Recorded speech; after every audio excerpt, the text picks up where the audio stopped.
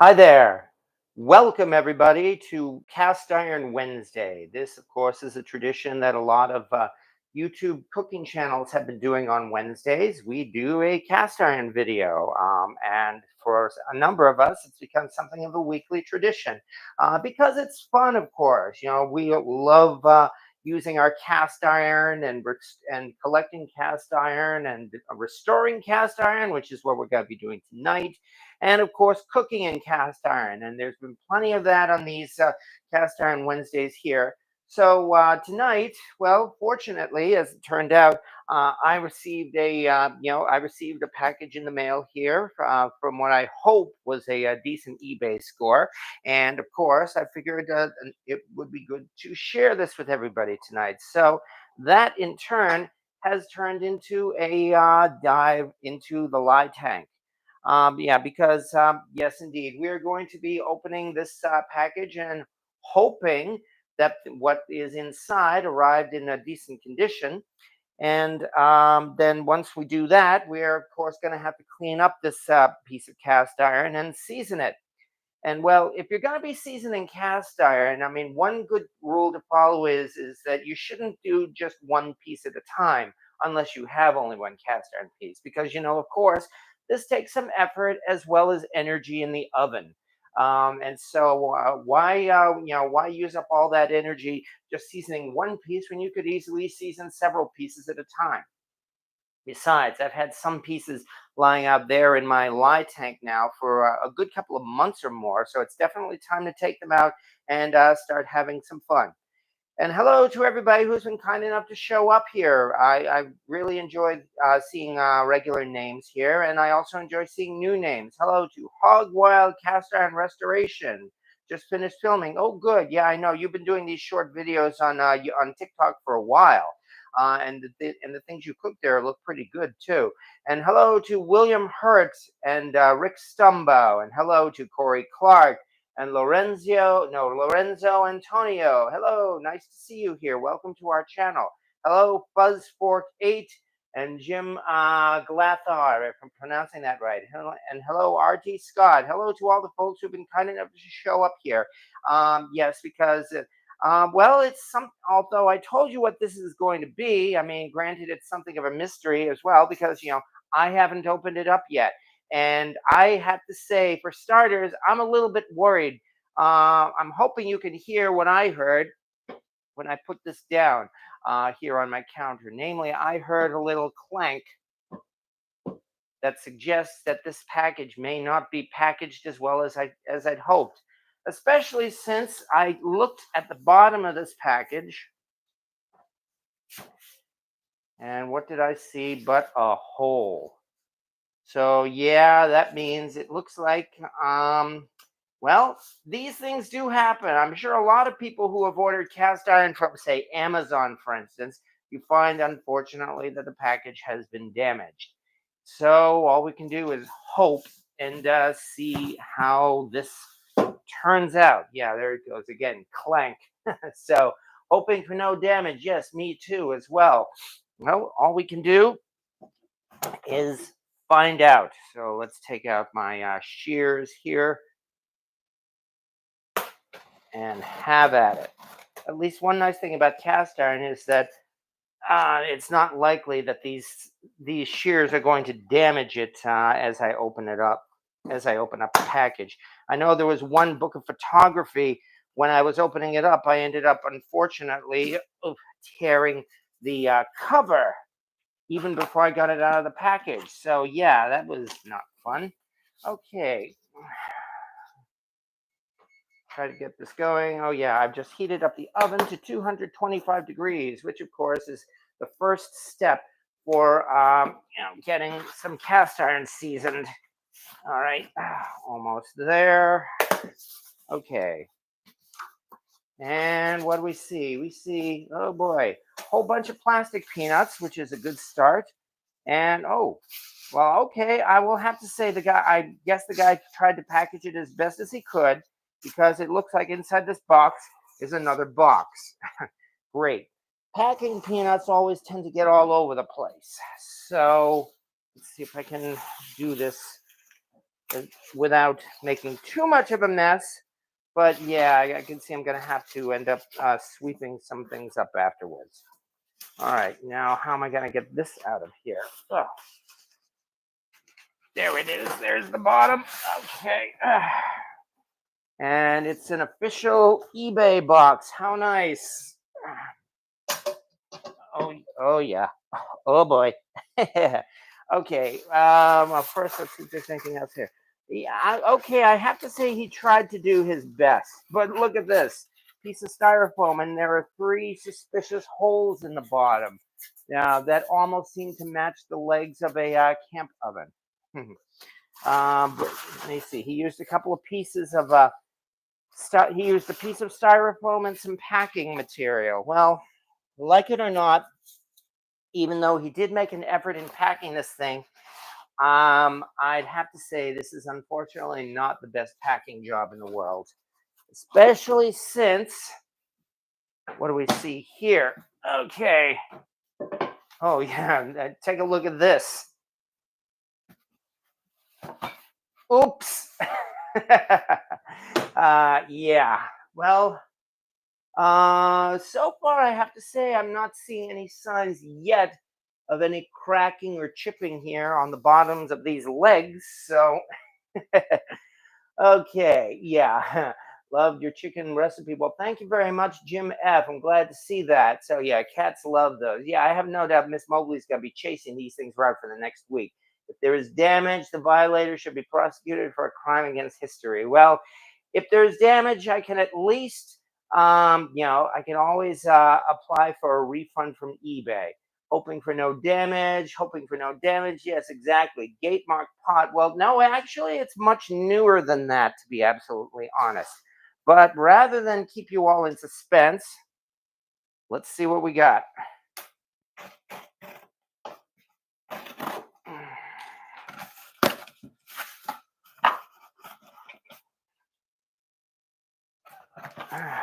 Okay. There had better be some kind of wrapping or bubble wrap or something around this. Otherwise, I'm going to be upset. Well, guess what? I'm upset. But maybe it survived. And yes, this is indeed the bottom of a camp oven. And we do see a number 12 down here. Let me try to get this up here for you. And that would indicate that this is, in fact, a Birmingham Stove Range camp oven. And now, in fact, here it is. Okay. Ta-da! There we are. This is in fact just that, a 12-inch BSNR Century Series camp oven. And I ended up getting this off of eBay for what I feel like was maybe a decent price, I hope. However, I've still got to check this thing out for cracks. All right, which means what I usually do is I run my fingers all around the edge here, trying to see if there's any sign of any cracks. And so far, oh, I think I may have gotten lucky. However, considering the way this thing, the legs just pretty much came through the bottom, I think I better try to look closely and see if, in fact, there's any cracks all along the legs. I have to say, I think we may have lucked out here. Something on this, but I'm not seeing any sign of any cracks. And in fact, let's look on the inside. I'm still, what's this along the edge here? Is that seasoning? Think along the inside. Well, that's where you might see a crack, but I don't think I'm seeing one. Okay, so I think we may very well be lucky here. However, let's look here, look closely, and if anybody else wants to put in their opinion, especially, hold this right, along the rim here. I'm thinking that the answer is no. It really looks like we do not have any cracks. However, the season, I mean, even though, yeah, this thing is definitely seasoned as well, but I'm not so sure if this seasoning is something that I should keep. I'm actually thinking that I may have to end up putting this thing in the lye tank. Because thinking it over, putting it in the lye tank and completely strip it should completely reveal whether or not there are any cracks underneath. So that means I'm not going to be able to season this thing tonight, unfortunately. But I think we're in luck. Okay, so hey, William, I would be very surprised to find a crack around the bottom rim. I have seen them in in some Griswold Dutch ovens, for instance. Put some water in it and see if it leaks. Yeah, that might not be a bad plan, but yeah, yes, 100 strip and start over. Yeah, I think I'm going to have to do that, which means my project is going to be to clean out the rest of the lye tank and then put this into the lye tank. Okay. Hey, what part of Louisiana is that? Do you strip all of your cast iron? To be absolutely honest, no. Modern day cast iron, while I have stripped some modern day lodge, I have just simply used the factory seasoning on a number of it as well. Modern day cast iron, of course, one with brand new seasoning that we know we can trust. But for vintage cast iron, I think unless it came from a guy who obviously knew how to treat and season cast iron and it was genuinely freshly seasoned, I might then put it right in the oven and give it another coat of seasoning. This one, I'm not so sure. I mean, this thing definitely shows that it was seasoned in the past, but I think this thing probably sat around for years and may very well have been discovered by this guy who just sold it as is. Okay. Well, I got what I expected. It's not damaged. And however, there is at least one happy ending I can do to this, and that is I can provide my own lid because I already have one.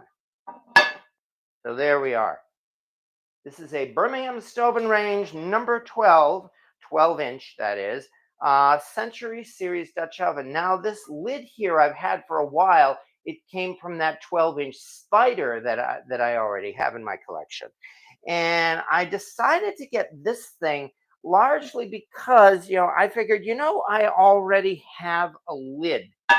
And so unless I'm going to be using both the spider and the Dutch oven at the same time, and that possibility might exist, I'm figuring then one lid should be able to work for both of these. But nonetheless, yes, it's true.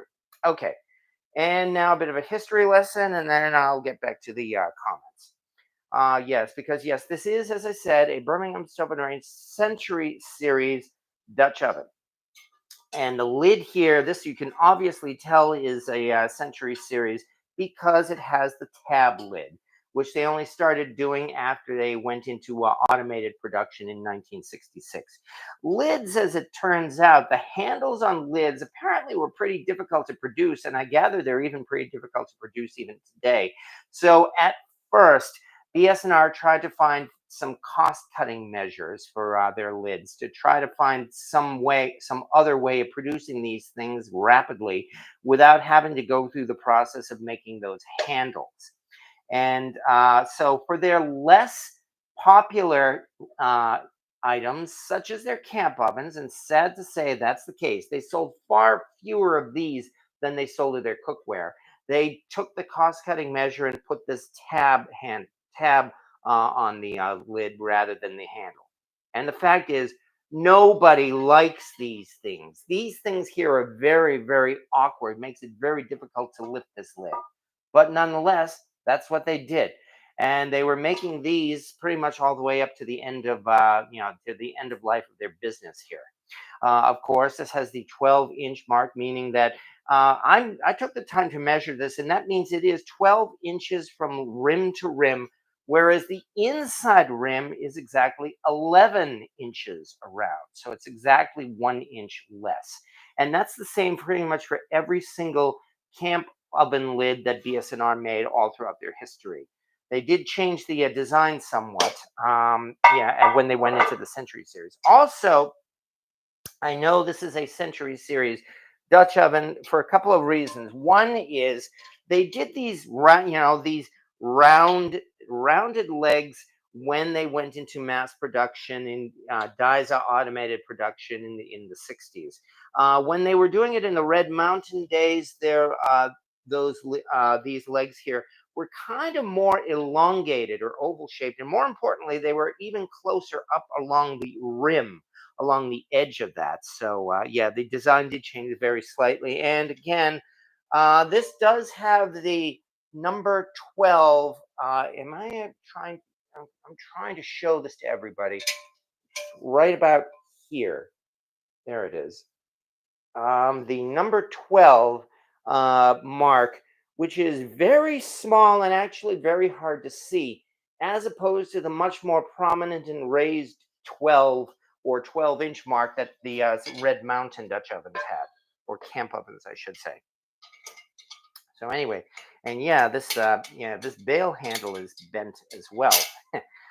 So all of this indicates probably this guy probably salvaged it, and well, at least, well, I will do my best to take good care of it. Okay, so there are some comments here. Okay, he misses us. Oh yeah, hello, Papa. Misses us. Bad reception in the woods. Miss Cindy not having good and bad days. Okay, well, thank Louis for the shout out. He can listen but can't see. I'm sorry to hear that, then, Cynthia. Thank you, Cynthia, for being the messenger as well. Yes. Okay. Yes. Hello, Wyoming or WY Yeti. Yes, indeed. Well, thank you very much. Yes, I am. You are actually here on Cast Iron Live or YouTube Live, and thank you very much for showing up. It's nice to meet you. I guess you're Wyoming Yeti, WY Yeti, unless the WY stands for something else, I suppose. Did BSNR make a number 6 skillet? Yes, they did, but it was very rare. Even in their Red Mountain days, on my favorite Facebook group for BSNR, the really hardcore collectors of BSNR have managed to uncover some number 6s. Also, the 5S series, the S series, the 5S was in fact the same size as a number 6, but they gave it the marking of a 5S. And I've actually seen a couple of photos, very rare, of a number 6 size Century series skillet. Yes, they did make them, but not very many. Cynthia Wesley, the rest of the gang, he calls us. I haven't been talking with Paul Pony once. Okay, yes, we got that there. Let's see, what else do we have for comments here? What part of Louisiana? Okay. I would be surprised to find a crack along the bottom rim. Fortunately, yes, that turned out to be the case. I mean, okay, yeah, I was gifted a 9 foot, 350 pound welded Sasquatch from a friend. Sculpture. Woof. Boy, that's something. Wyoming Yeti, huh? Wow. I guess all you can do is use it as a yard decoration, I presume. Unless you have a business, then you could display it there. Scored a number 5 BSNR today in excellent shape for $9. Nice. And a number 8 Erie skillet in good shape for $40. But a spinner. Well, Calamity Jane, that's how it is these days, it seems like, because Griswold is so popular. So, yeah, Louis J just sent you a video about, oh, that's interesting, Museum of Cast Iron. That sounds like something to visit maybe one of these days if I ever have the chance to visit Louisiana. Okay. Anyway, yeah, and hello to K Clock as well. Good to see you here. Yes, exactly. Yeah, $9 was indeed an outstanding score. Okay, having seen this, I mean, I had considered the possibility might be able to cook with this right out of the package, but the answer to that is definitely no. This thing's going to have to go into the lye tank after I clean it up. So that was one reason why I considered, since I knew this was not going to take up the whole video, I was thinking, well, what else can we do? Well, since I'm going to have to clean out the lye tank, I ended up doing some digging into the lye tank in order to, start cleaning it up. My thought was maybe I could season this tonight, and so, in addition to this, I dug out some small pieces from the lye tank that would hopefully fit in the oven next to this. Well, I can see I'm not even going to be seasoning this tonight, so there will definitely be room in the oven. Okay, so be it. That means we can move over for the time being. We go on the roller coaster ride, and from here, let us look down at a bucket full of lye from my lye tank. It's time to start having some fun cleaning up some cast iron here. Yeah, it's been a while since I've done a cleaning video too. So looking forward to let's see what we have here tonight. Okay, yeah, my big lye tank is out in the garage, but as I said, I took a few of those pieces out. That means I have my gloves here at the ready. I also have some steel wool, some barkeeper's friend. This is essential stuff to anyone who cleans and strips cast iron. Barkeeper's friend, I feel, should really have another nickname, which is cast iron cook's friend. This stuff is great. Not only is it only like $2 a can at Wally World, you can get it anywhere, but I mean, this is an excellent rust remover. And I definitely recommend it for cleaning up old cast iron like we're going to be doing now. Let's see. Okay. Lye Tank Live. Yes, exactly, Greg Hart. Barkeeper's friend is primo. Exactly. Okay, tonight's topic. What's tonight's topic going? Oh yeah, Cynthia Wesley. Well, we unboxed a BSNR camp oven, and it turned out to be not cracked, which is good, but it is unfortunately coated with very old and not so great seasoning that definitely needs to be stripped off. So need to add barkeeper's friend to my grocery list. Oh yeah, well yeah, my pleasure, Patsy. Exactly. Okay, let's stop talking, I guess, and let's do some cleaning.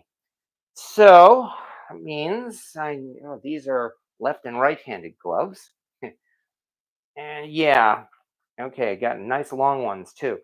But fortunately, this is not a very deep bucket. Oh, let's start digging in and see what we can come up with. First thing we have is that's okay. Okay, what's this over here? Here we go. We're gonna start out with. Oh, nothing too difficult. Yeah, a few finds I made so far this year. Really nothing out of the ordinary here. We've got ourselves a nice Wagner #3, a round bottom Wagner. Um, it looks like it has a nice smooth surface too. So I will clean this up. I'm probably like maybe this month or so, I'm going to set up another flea market stand. So some of these I might as well, just clean up so that I can sell them off. All right, so there's a start for you. Let me wash this off. That means we need to get the view of the sink, of course, because I'm much more interesting than just simply looking at the floor. There we go.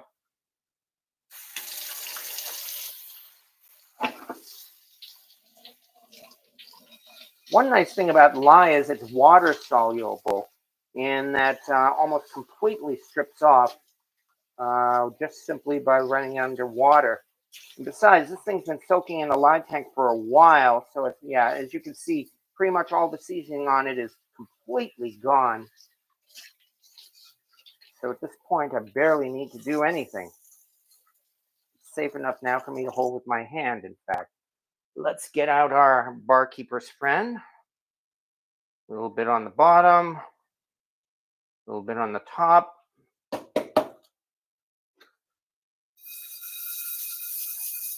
Steel wool and barkeeper's friend. Nothing difficult. However, the other thing is that immediately once I'm done washing this thing, I'm going to have to coat it with Crisco. so that it does not develop flash rust. So that's why I've got to actually need to do this fairly quickly. And at this point as well, I'm using cold water. I'm told that cold water seems to postpone flash rust at least a little longer. So, get this out.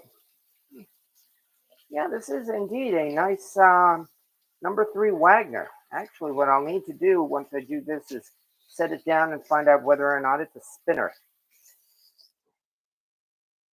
All right, now again, I've got to dry this quickly and then just as quickly coat it with Crisco. So, however, my method for cleaning cast iron like this is fortunately, while I do need to dry it off, it doesn't have to be absolutely bone dry because I'm going to put this on I'm going to coat it with Crisco and then put it on the stove under a low heat. That will dry off, cause all of the water in the pores and everything like that to evaporate even through the Crisco, so that it's not seasoning the pan yet, but it will have a coating and that will prevent it from rusting. Okay, there we go. So we're off to a decent start. That means now, oh yeah, here's the other thing. Got this nice little, this is an Aldi's, an Aldi little mini cast iron pot that I got for something like $8 at Aldi or something. And I keep Crisco in it, especially for seasoning my pans. I do not cook with this Crisco. So, and also, since I'm not actually seasoning the pan, I'm giving it, well, I guess you could say like a thick coat of the Crisco here. Actually, interestingly, I'm not seeing any signs of rust on this pan at all. Some pans seem to just rust right away. This one does not seem to be one of them. So yeah, this is actually a not bad quality for a number 3 Wagner. All right, so anyway, here's one. Okay, got to be sure I get in even the hanging hole here. All right, but let's take a look again. This again is your pretty typical Wagner ware number 3, 1930s to 1950s, has a 1053Q model number on the bottom, and it has a nice logo on it. But the real question is it a spinner? So let's move this angle down a little bit and let's see. No, it's not. This is a flat bottom. This is not a spinner. A little bit of water. Okay, which means off to a decent start. Let's head over now. Actually, I'll put it on the back burner over here. And just put it on a very low, the lowest setting on my burner. And there we go. We've got one. All right. Okay, hello, Louis J. So I've recently run out of my seasoning tins. I have a new tub of Crisco. Nice. Been seasoning with it and I've been pleasantly surprised with the results. Yes, exactly. Faster seasoning with a denser patina. Yes, it was Jeff Rogers who I first learned about seasoning with Crisco in pretty much the early days of our hobby. We're talking like more than 10, 12 years ago.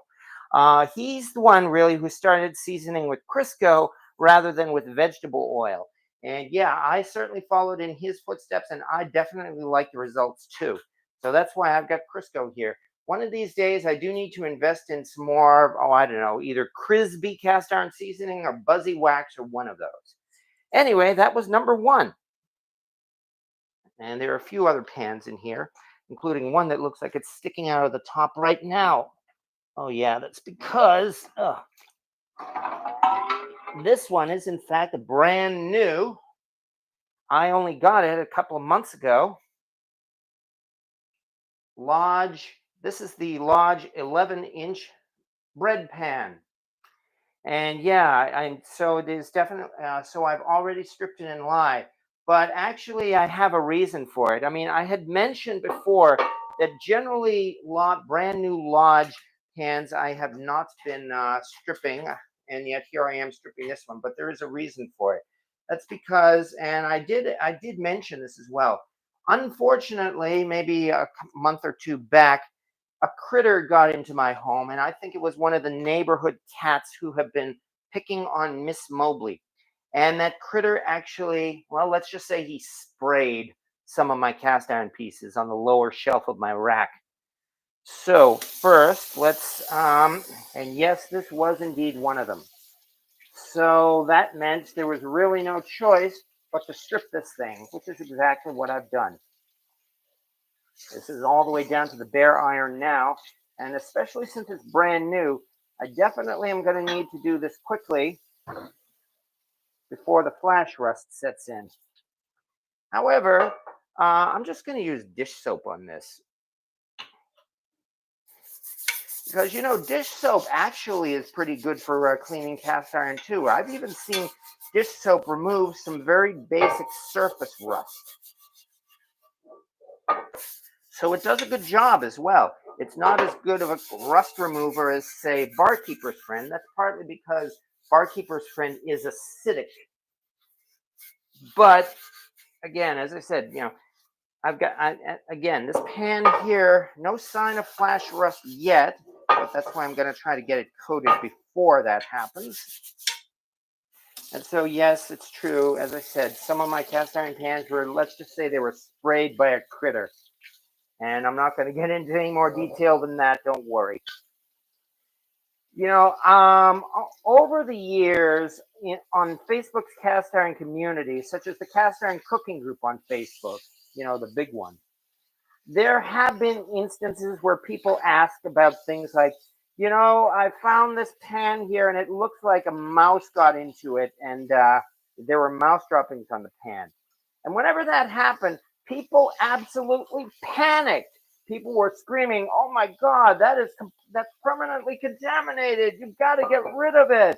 But I will reassure everybody that even though, it's like being sprayed by a cat is not exactly something you want to happen to your pans. It's not permanent.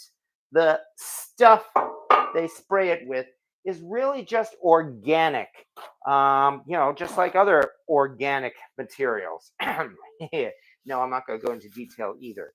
So that means the lye here, as I said, has completely removed any trace of that, including the ammonia, yes, including the ammonia that was in the spray. So, and in fact, ammonia is actually a pretty good substance as well for cleaning cast iron. So, no, I'm not suggesting that you clean it with that kind of ammonia. No. But my point is that, as you can see, I've completely stripped this pan, and I have absolutely no worries whatsoever that the spray is completely gone, and I can safely season this in the oven, and that's exactly what I'm going to do. But right now, as I said before, I've got to get out my rag. Where did I just put my rag? Oh, my mind is going. I had it sitting right here. Had a black rag. Oh, there it is. It was underneath one of my gloves. So let's just do a nice big dabbing of Crisco. And start smearing it all over the inside.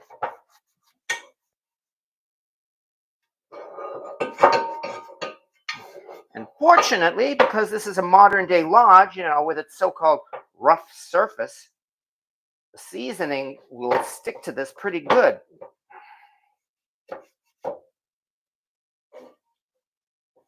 All right, well, this is good. That means I'll finally be getting down to doing some baking in this thing once it's all seasoned up. I think I need a little more Crisco, in fact. Seems like the rough surface just seems to have soaked up all that Crisco. But yeah, in case you didn't know, I know Louis knows, but a few months ago, Lodge released what they called a larger loaf pan.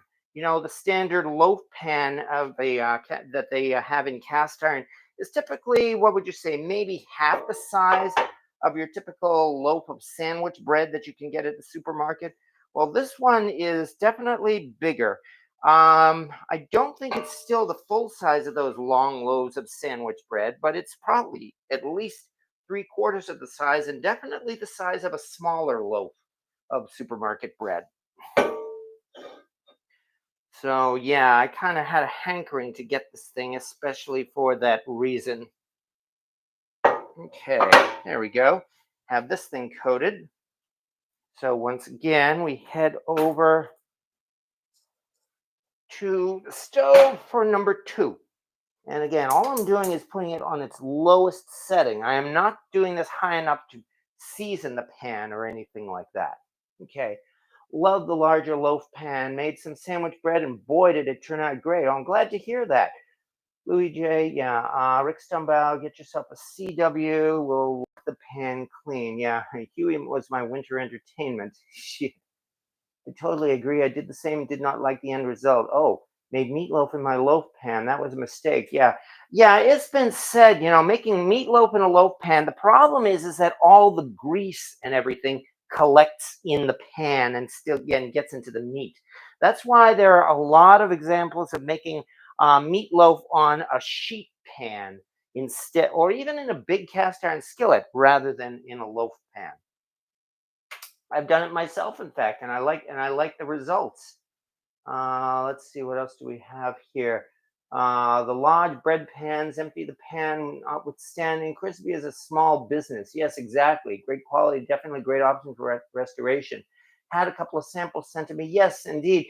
I was online friends with the guy who started Crisby when he started Crisby.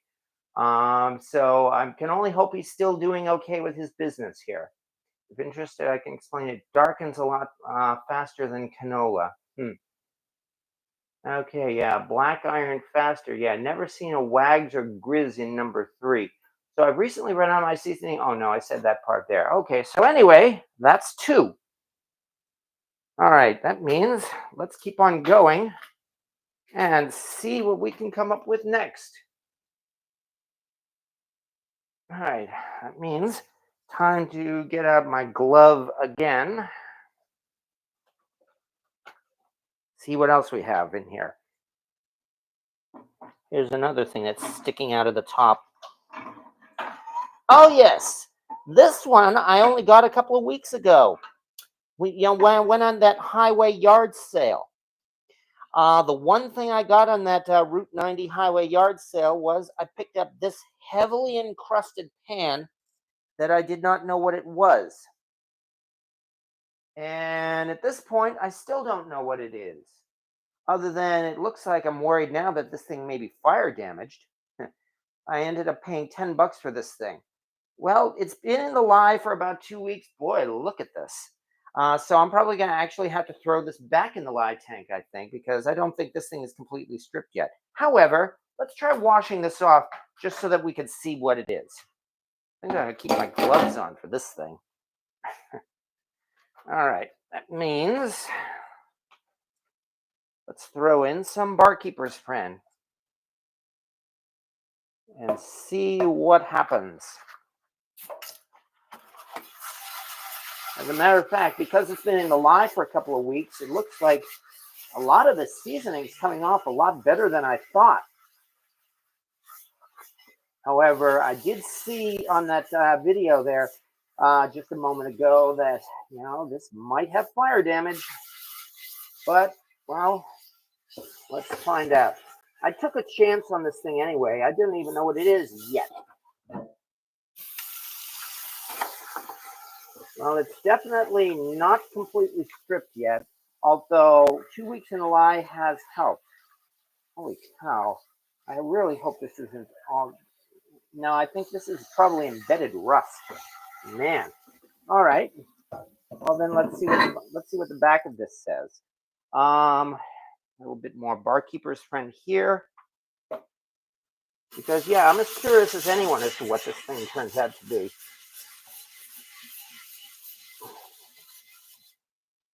Not in your way, am I? Oh, wait a second. I apologize. I realized we weren't even looking at that. There we go. That's a little better. All right.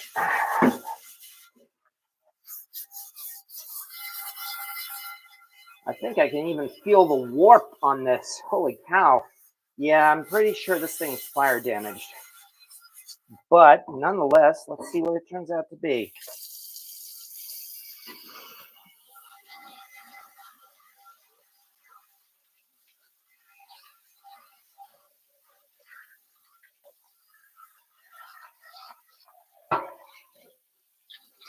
And the answer so far, I still can't tell. Unless there's some kind of marking here on the bottom, this looks completely unmarked. All I know is it has the edge of a vintage. The handle could be Griswold, could be Erie, but there do not seem to be any marks at all on the bottom. Maybe I should take a closer look. Wonder if this might be a favorite diamond. I think I'll scrape it or scrub it a little bit more.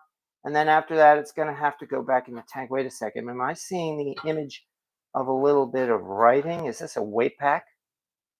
I cannot tell. All right. I'll do one more time with the barkeeper's friend. And then after that, it's going to have to go back in the tank.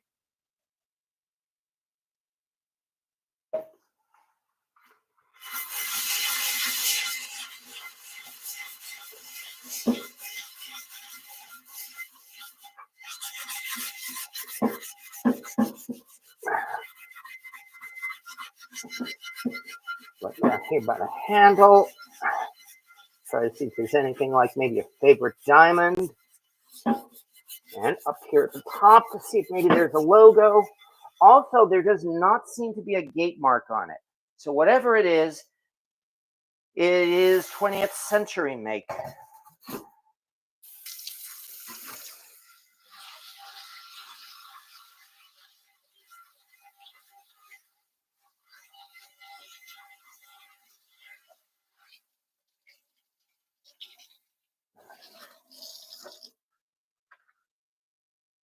And I can't see a thing.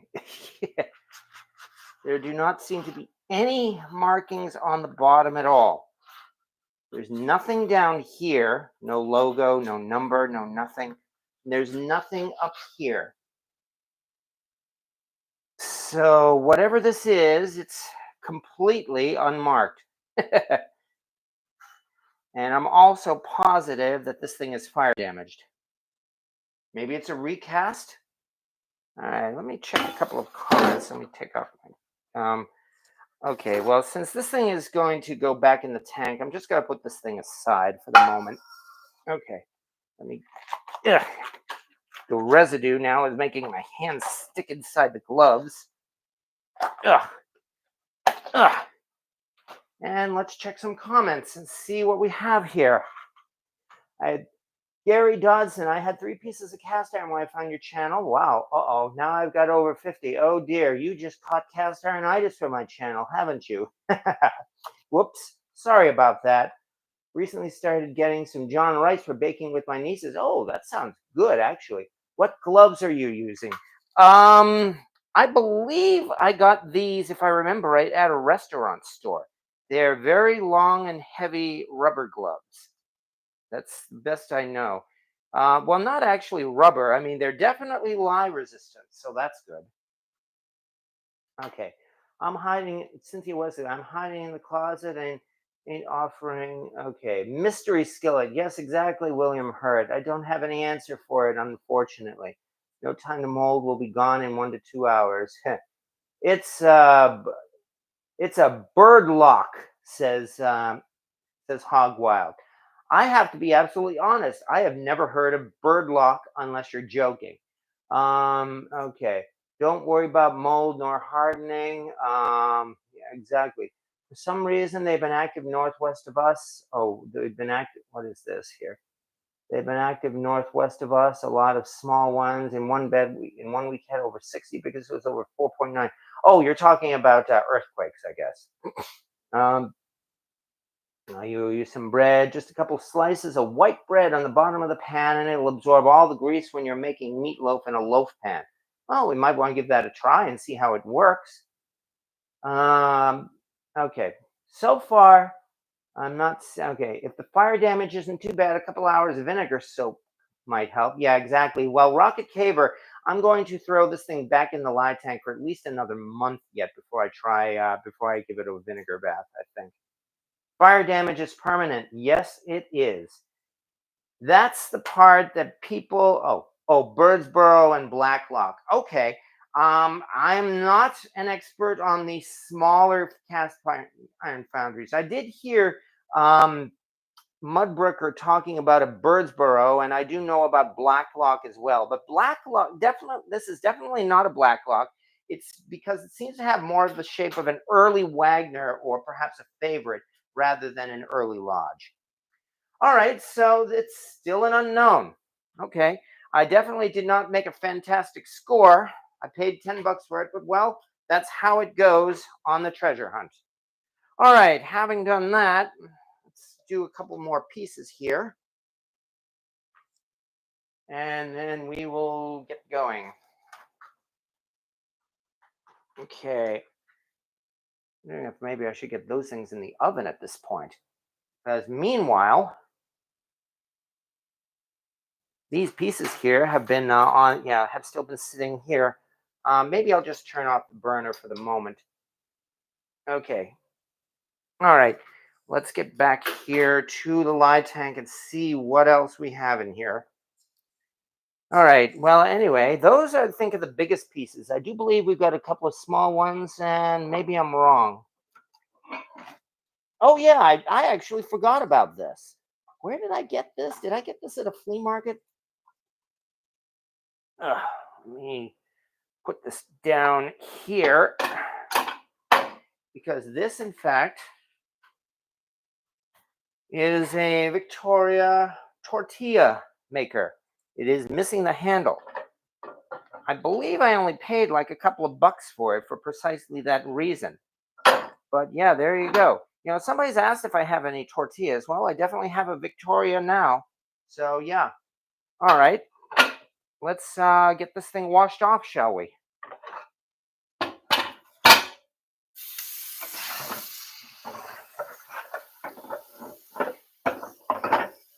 I'm sure I could probably get a replacement handle for this thing somewhere. Okay. Once again, here comes the oops, too much water in this. And I did it again. Sorry. I know I need to focus on the on the sink. There we are. In fact, I could probably even lower this a little bit.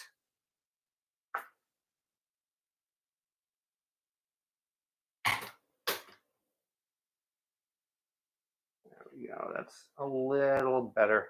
Okay. Now, barkeeper's friend. Barkeeper's friend. Steel wool, and yeah, I'm using bare hands for this.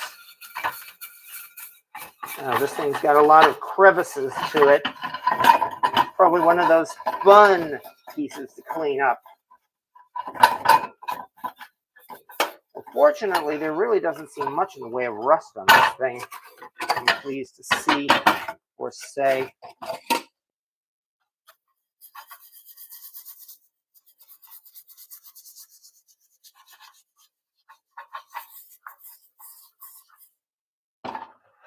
Ugh. I suppose I should actually remove this thing and do it in two pieces. Let me see. How do you do that? Does this thing does this rod come apart? I think it does. I don't want to hurt myself, but all right, I'll deal with that later. Okay, let's also do the inside. Anyway, the inside's nice and smooth. Cold water.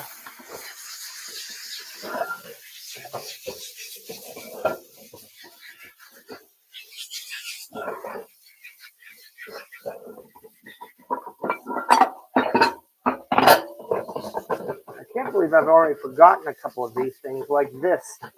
Maybe because I wasn't even paying much attention when I picked it up. You know, it was like a couple of bucks. I figured it would be a nice deal.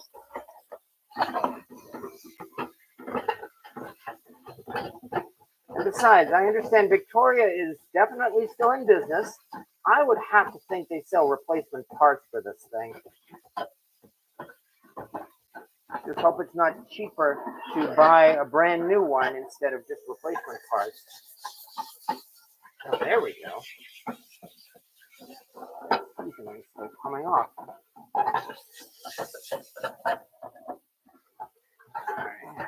So far, so good. There's a part here on the bottom. Is this rust or is this paint?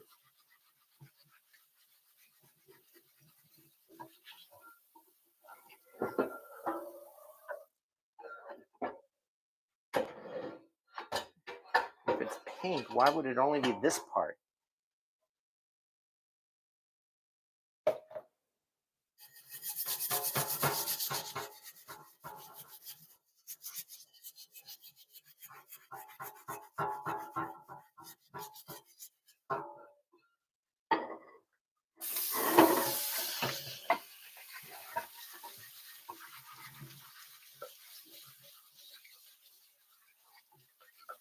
There we go. That's looking a little better.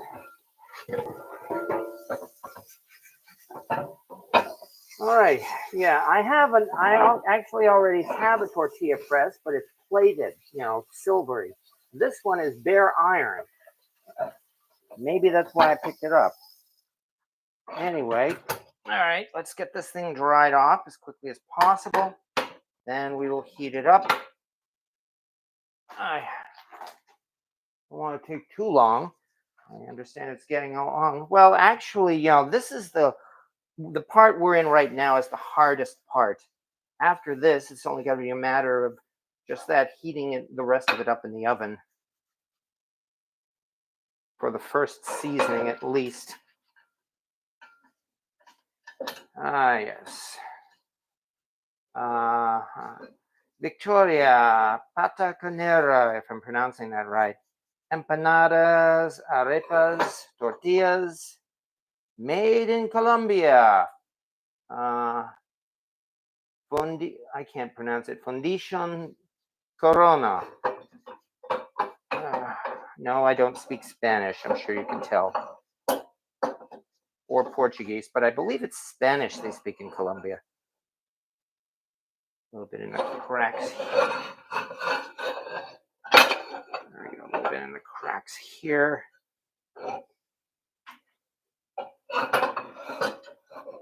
All right. There we go. Now we'll just quickly coat this and then dry this one off on the burner. So where did my rag go this time? Oh, it's right here. Okay.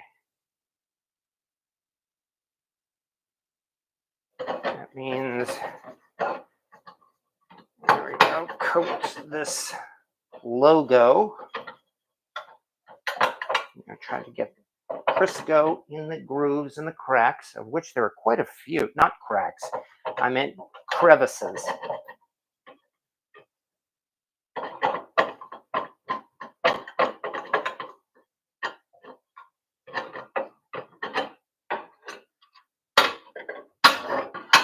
Looks like I gotta dry that off again.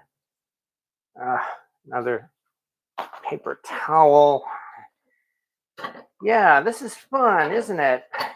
Strangely enough, for cast iron geeks myself, I guess you could say this is fun.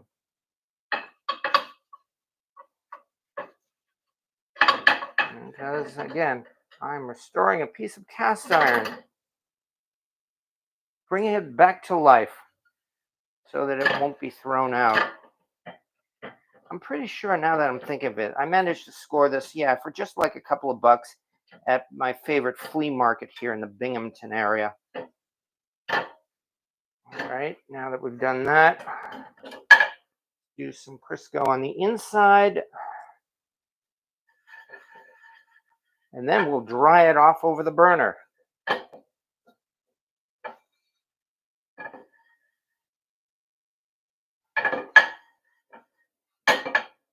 Okay, there we go. All right, head back to the stove. Put this on, this bottom side down.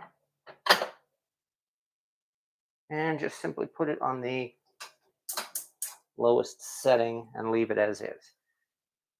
Okay, empanadas are fantastic. Yes, it is. It's been a while since we've made them, but yes, Victoria's a Colombian producer, which makes high quality cast iron. Yeah, exactly. I think that's the reason why I picked this thing up, because as I said, I know it's missing the handle, but I would think it would be easy enough to find a replacement handle. Okay, having done that, I don't think there are too many pieces left at this point. So let's dig out one more time, maybe two more times. How many pieces do I have left in this thing? I don't think I got too many because they were expected to fit into the oven next to that big Dutch oven or camp oven. Yeah, I do believe we have two, maybe three pieces. I think we only have two left here. Okay, now this one, oh yeah, this is one that I did a video on. It's been in the live tank, and this one I'm really looking forward to having. This is the BSNR Pipat's porch skillet. Funny thing is, this thing, I think this thing might have a coating on it or something. Because look at this. Look at the quality of this thing.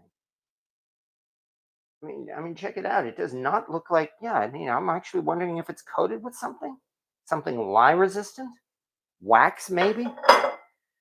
Okay, but let's get back to the sink once again. But yes, once again, this in fact is a number 3 BSNR skillet that was produced for a restaurant in Atlanta, Georgia called Pipat's Porch.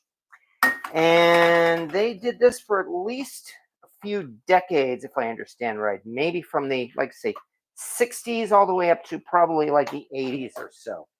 And the thing is, they obviously they served their dishes in cast iron, and they gave away these things for free, or at least I understand they did. I've never been there, but apparently the rumor goes, or the story goes, they gave these pans away. They would serve dishes to their customers in these pans, and then the customers could actually keep the pans. So as a result, Pipat's porch pans have shown up in antique malls all over the place. And yeah, I found myself with an urge to get one of them myself. Years ago, early into my obsession / hobby, I came across a Pipat's porch skillet for something like $15 at an antique mall. At that time, I turned it down. And it turned out to be one of those things that kind of like kept gnawing at me in the back of my mind all these years, saying, I kind of regret not picking up that Pipat's porch skillet. So finally, I broke down and got a pretty decent deal for this on eBay. And here is the result. But yeah, I mean, really, look at the sheen on this. I don't suppose this does not have any sign, I don't think, that it's been wire wheeled. I don't believe this thing's been polished. Although curious stains on the inside, I will say that. But I don't think it looks like it's been wire wheeled. Maybe sandblasted. Well, if it has, well, that's all right. This is not exactly a high value collector's item anyway. And besides, it looks nice. meaning that I'm not going to get rid of it. This is definitely going to be part of my collection. But here it is. Pitapat's Porch, Atlanta, Georgia. All right, let me dry this thing off. I'll look at a couple more comments, and then I've got one last pan. And that last pan's nothing really special either. I know that already. But we're at this point now. This is one, as I said, that I'm glad I own it. You know, it's one that I've kind of been wanting for years. And what can you say? When you're a collector, it's like that. I mean, I admit I have a collection. I do my best to use my collection.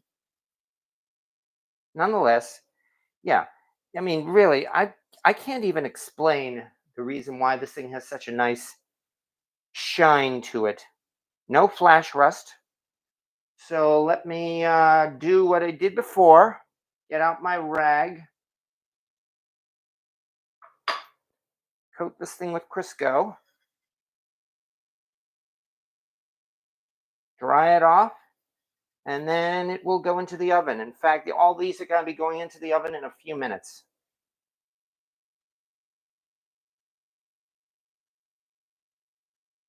There we go. This is a decent one.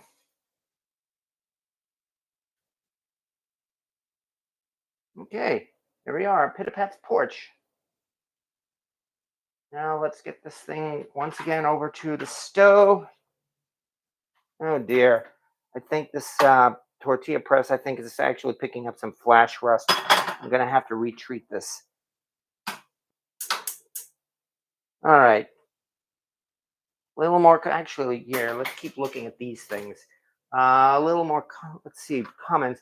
There used to be a great ice cream stand at the Mount Rushmore Visitor Center. Yet another all-restaurant chain is Fonda, EF Fonda or La Fonda, Cuban cuisine. They cook and serve their paella in large number 5 skillets. Nice.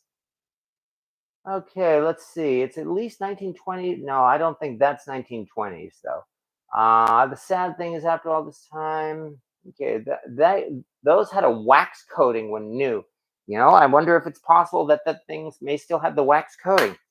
If it does, I didn't know wax was lye resistance. That's actually interesting. On the other hand, it would also mean that wax coating could just be burned into the first layer of seasoning, so that's not so bad. Have you ever used the Crisco spray can for the initial coat? No, I've never used the Crisco spray can. I'm afraid not. Okay, Victoria's a Colombian producer. Yeah, okay, so I saw. All right, okay, binge watch Louis J. Well, thank you very much, Cynthia. Sad thing is, okay, you finally got it, Corey. All right, congratulations, Corey. Another all restaurant chain. Okay. I grabbed another Sportsman's new in the box. It's on its way now. Wow, I need to find a BSR. Okay, it's from the 30s. That's when Wagner started the unmarked cast iron. Oh, okay. BSNR chef is the best. Yeah, I'm still regretting that I actually missed a chance to score a BSR chef skillet going on almost 2 years ago. Oh well. And now we're down to the last one. And then we'll get on to the next step finally. So, you know, somebody had mentioned just now a Wagner unmarked.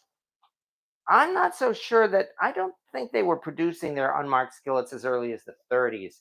My understanding is they actually started that around the 50s. Maybe I can do more research and verify that. But, yep, this is definitely the last one. And speaking of unmarked Wagner, this one looks like a completely unmarked Wagner. I mean, it has absolutely no marking on it whatsoever.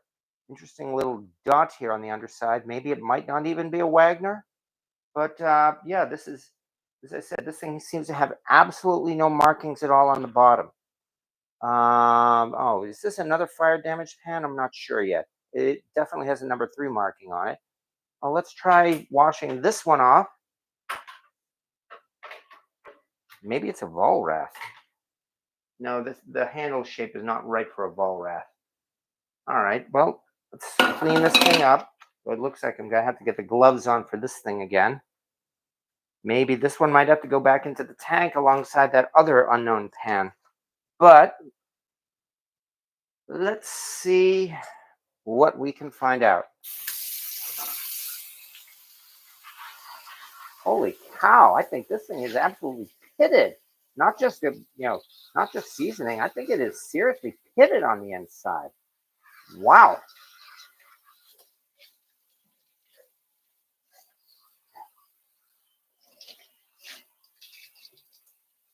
Good grief. Did someone bury this thing underground or something? Try adding some, try with the barkeeper's friend now. Yeah, I thought that was just more seasoning on the inside, but now I think this thing might actually be severely pitted.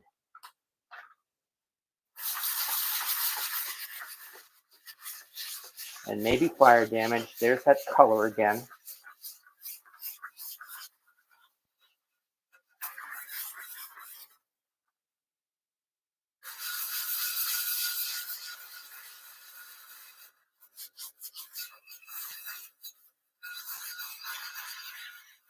I mean, the underside is pretty smooth, and it's not showing any signs at all of any marking. I realize this handle does not have the shape of a Wagner. There's no triangle on the bottom, just this weird little dot here. But holy cow. Is this thing ever pitted? I can feel it.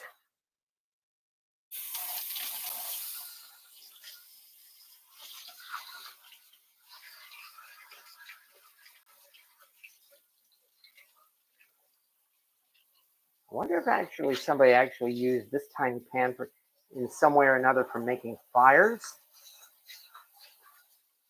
I hope it wasn't for melting lead. No, this is not lead residue. Now it's got more of a color that really suggests some pretty serious rust or fire damage. But look at this. That is definitely pitted on the inside. And meanwhile, the outside, as I said, this is completely blank. Another one. No markings whatsoever except this little dot here. Oh, God, for all the times for. Hold on. That's my phone ringing. Come on.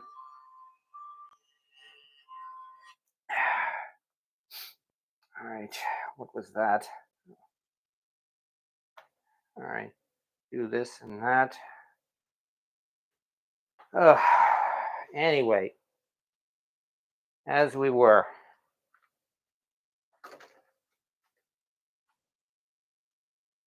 Sorry about that. But nonetheless, this is bizarre. Yeah, okay. Two unknown and possibly severely fire damaged pans in this little batch here tonight. Maybe not the best of luck. Probably the best thing I've found here, well, besides the Lodge, the Lodge bread pan, which I knew about already. The other two are pretty good. The Pitapat's porch and the Tortilla pan. This one is again, yeah. I'm gonna put this with the other fire damage one, and we'll throw that one back into the tank. But there we go. Okay. You could still fry eggs on that pitted surface. Yes, you can. I've no doubt about that. It would take some pretty serious electrolysis, though, to bring this thing back to working condition. Though I will say that. All right, somebody sent me a text. Oh, great. Okay. You can still fry eggs on that pitted surface. Okay, and so are all my ugly hammered. All my okay, well, this is not an ugly hammered. I will say that. I know that it's too light and too thin. Okay, well, anyway, if nothing else, we have four. There we go. We have four decent cast iron pans here. Two that are not so great, and a big Dutch oven or camp oven that I need to put in the lye tank. Well, that's how it goes. We know this does not compare with, like, say, what Mudbrooker was looking at last night, but it's, well, this is what I have here. All right, these things have all definitely heated up at this point. Let's turn these things off. Oh yeah. Okay, and that means now that we've done that, I'm going to give this one more, give these things another coating of Crisco. Let me move this okay, let me move this lye tank over to the side so I don't bump into it. Yeah.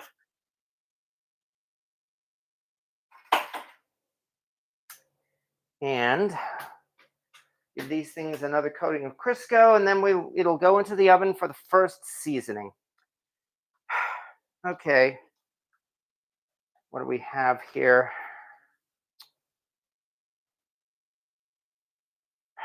All right.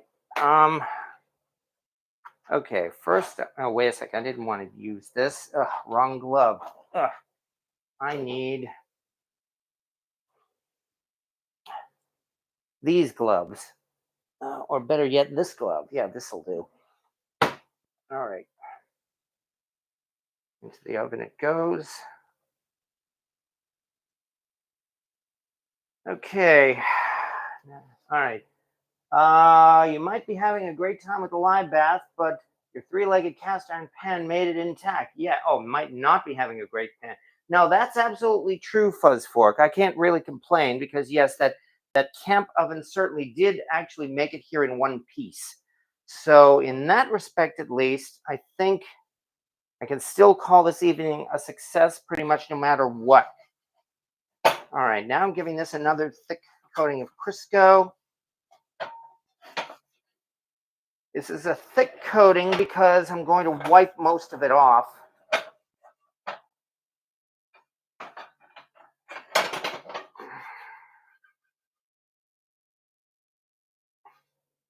There we go. This thing cooled off actually pretty quickly too. I definitely did have it on the heat, but it's really cooled off nicely. Got to be sure to get those corners. So far, so good. All right.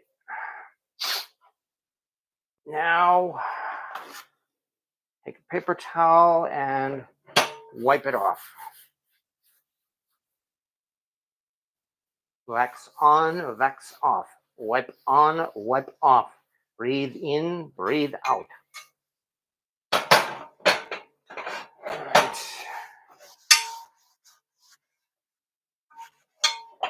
There we go. And this is the large loaf pan. Looking forward to using this. My first attempt at making pound cake in this was not very successful. All I can do is practice. But there we are. Here's the large loaf pan. Let's get this into the oven. Upside down. As you can see, I coated the racks with aluminum foil.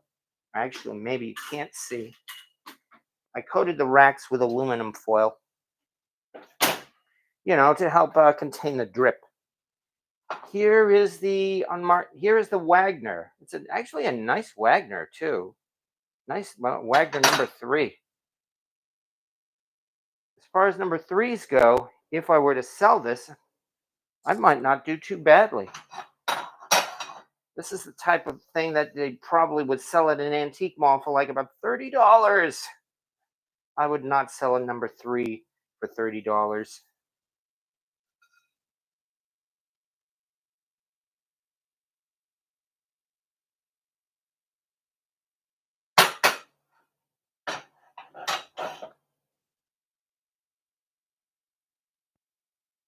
But yeah, that's right. I saw at least one antique vendor said he bases his prices on the size numbers. As he says, he does $10 a number, which means he would sell this thing for $30. And that means he'd sell a number 8 for $80.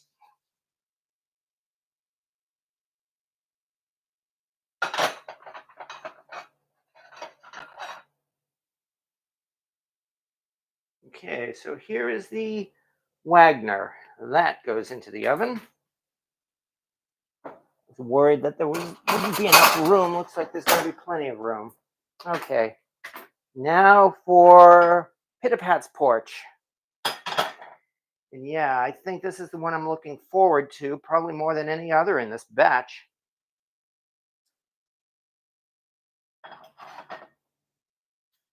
If you're right and it's coated with wax, well then, as I said, the wax should burn into this first layer of seasoning. So I'm looking forward to that. On the other hand, it may mean I may have to heat this thing up to like 450 instead of 400 so that I can be sure to burn off the wax, which is what I will probably do, in fact. All right, and now I have to wipe it off. Wax on, wax off.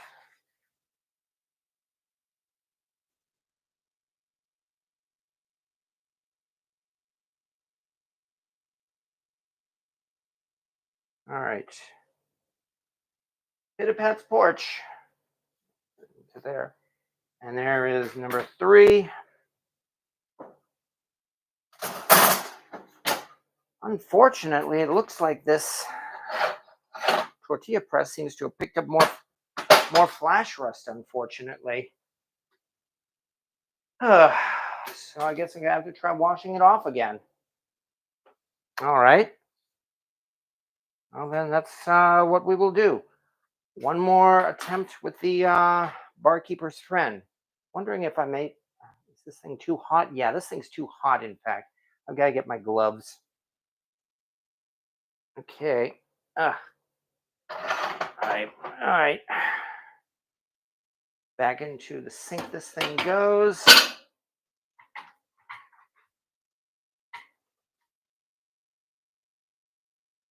Okay. Well, not too hot to crack it. It's not hot enough to crack it. I can at least reassure you of that. All right. Now, get this back again. Come on, you know what?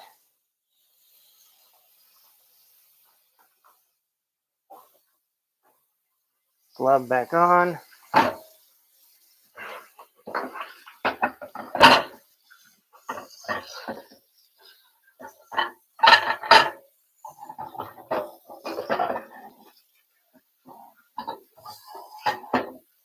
All right, there we go. Oh, that helped enormously. Okay, now comes attempt number 2. Give this thing a coating of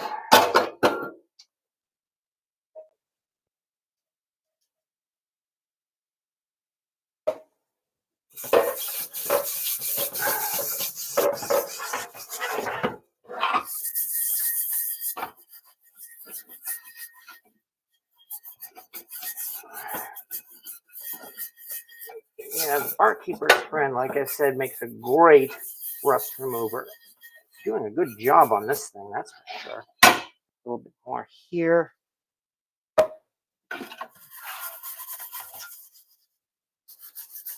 I guess I'm going to have to give it a better coating of Crisco to keep off the flash rust. But yeah, it's definitely flash rust. It seems to be disappearing very nicely.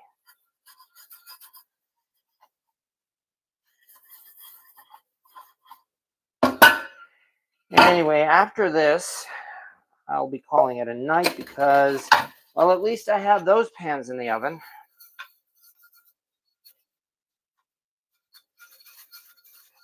I have a few other pans in the lye tank as well, bigger ones, that I definitely need to reseason because they were also sprayed by that little rat.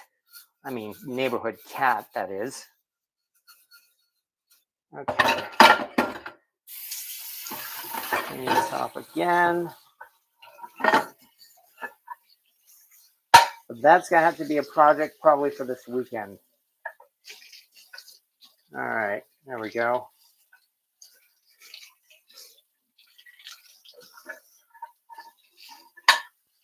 I hope this isn't fire damage. If it is, I'm actually going to be kind of bummed.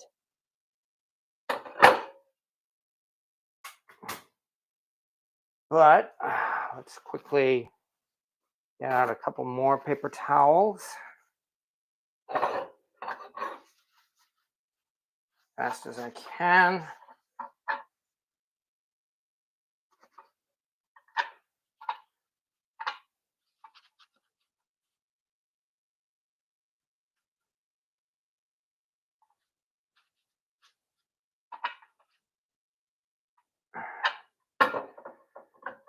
Yeah, that must have been just flash rust because it seems to have disappeared.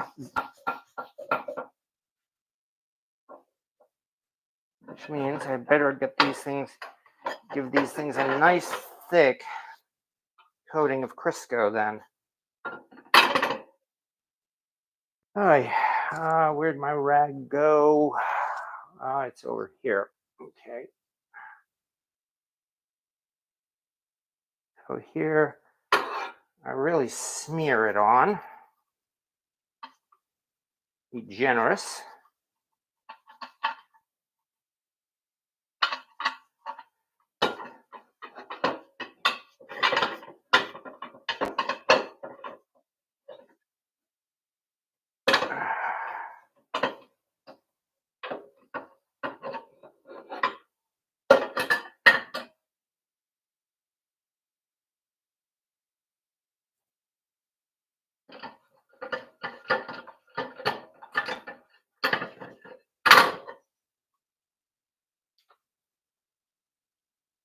Almost done. At least I hope so.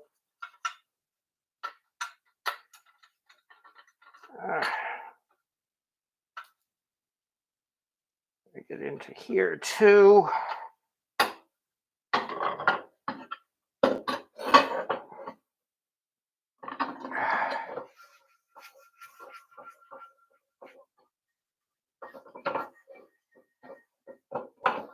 All right, and now comes the second attempt at drying this on the burner.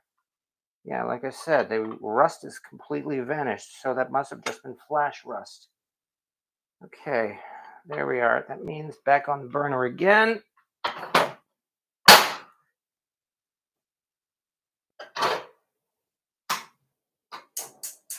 Low heat. Okay, there we go. Okay, now, where'd my mouse go? There we are.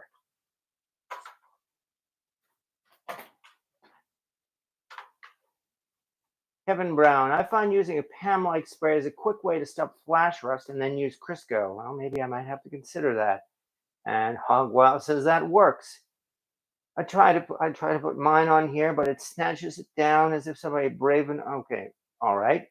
YouTube blocks it, I guess, for safety purposes. Okay, that sounds interesting. A spray oil is great for items with lots of nooks and crannies like that. Oh, okay, again, I may have to consider it then. At least he got out there. Glad to see the website is back up. Well, thank you very much, Lawrence Larson. Yeah, I've been slowly building the website. That's the best I can say. Didn't have any luck on that road trip yard sale. No, I'm afraid not really this time, William Hurt. But again, that's how it goes. You know, it's really the luck of the hunt more than anything else. I've made some good scores over the years. You've seen them. So if nothing else, it was a fun experience. I'm not going to deny that. Being able to drive down that highway and it's like stopping every minute at least for another yard sale and then another one and then another one, pretty much as far as the eye could see. So yeah, it was practically limitless in the selection. Unfortunately, the selection, at least that I found, turned out to be not so great. But that's how it goes. We can only see how it turns out again next year. Okay, so the Victoria tortilla pan is drying out on the stove. Once we do that, I'm going to get that in the oven. Yeah, and meanwhile, the other pieces at least are in the oven, getting ready for their first seasoning. Corey Clark, I made tortilla apple pies. I put the recipe on Mud's Facebook. Oh, that sounds good.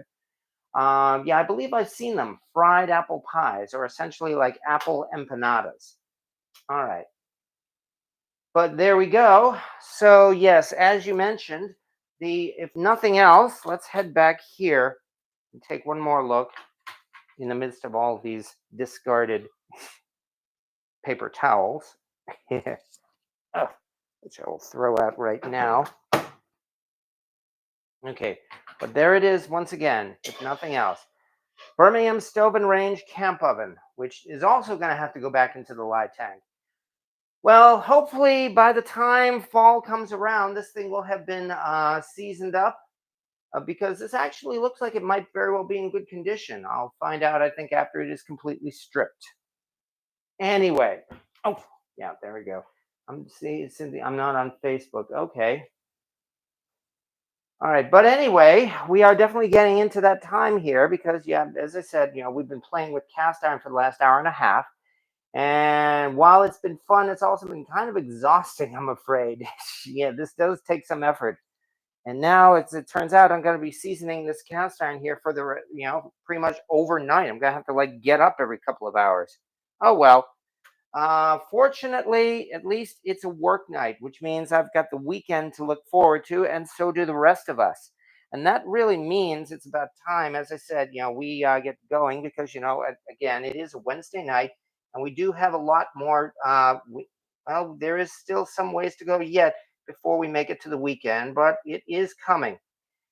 And I can only hope that everybody, though, has some fun as always. Well, cooking in their cast iron because I'm certainly looking forward to it. Yeah, I do have some plans for this weekend. We will see how that all turns out, especially since I've got yet another birthday cake to make. I'm not sure if this is going to be another vanilla cake or something different, but I will probably find out by tomorrow. Other than that, though, well, I can only thank everybody for showing up here on Cast Iron Wednesday here on my YouTube channel. It's for cast iron only. Well, I'm not. Well, this channel is mostly cast iron. As you know, I veered off into a couple of other subjects, although I try to do this specifically in a cast iron Wednesday. How long do you soak in the lye? As long as you want. That's the nice thing about a lye bath. You could literally throw your pans in there and leave them there for weeks or months. It really doesn't matter because the lye does not affect the iron. So the longer it's in there, the better chance you have of completely stripping the pan down. So you can throw them in there and take them out in a month or more when you feel like cleaning them. That's one nice thing about the lye tank there. And thank you very much about the vanilla cake. Yeah, I think they thought the vanilla cake turned out great too. I have 4 huge lye tanks full of pans. Yes, exactly. So, and thank you as well about the BSR camp oven. Yes, and I'm looking forward to using that once that's all cleaned up. So so definitely there are plans for the future here. But for tonight, at least, all I can do is thank everybody who's been kind enough to show up here. As I said, I hope I've done my best to entertain you. I hope everything's. I hope you've been kind enough to stick around, especially since we're going to be doing this all again next week. So yes, good night to everybody as well. To Rick Stumbow and Val's Black Hats Rules and Rocket Caver and Calamity Jane and Cynthia Wesley and Greg Hart. Yeah, lots of lie. Yes, exactly. Would I lie to you? Well, that's what I've been doing tonight. I've been lying to everybody. So, and we've had some fun nonetheless. And yeah, now this BSR camp oven is going to go into the lye, and then we will go from there. I sent you a message. You might have a handle. Oh, that's interesting. Well, thank you very much. Okay, we'll see how that all turns out. But thank you, everybody, for taking your time out this evening to spend some time watching my channel. And we will be doing this all again next week. So we'll look forward to next week, where I think we'll be doing more cooking next week. But until then, let me sign off with the words that I like saying, and that would be, see you next Wednesday.